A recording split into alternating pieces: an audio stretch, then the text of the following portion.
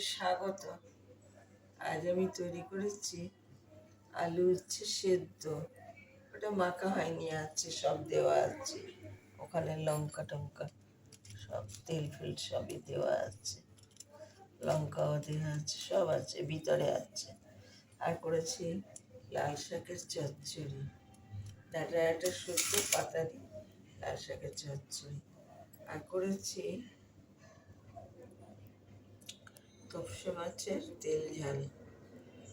এটা আমি লঙ্কা হলুদ জিরে সব বেটে, তারপরে কাঁচা তেল দিয়ে মেখে, লবণ তো দিতেই হবে, দিয়ে মেখে একদম ডিমের চাপা দিয়ে বসিয়ে দিয়েছি দম বন্ধ করে। ব্যাস, তার তৈরি হয়ে গেল। 10 মিনিটও লাগে না, হয়ে যায়। আপনারা করবেন, দেখবেন ভালো লাগে খেতে। কমেন্টসে জানাবেন কেমন হয়েছে। ভিডিওটা শেষ করছি।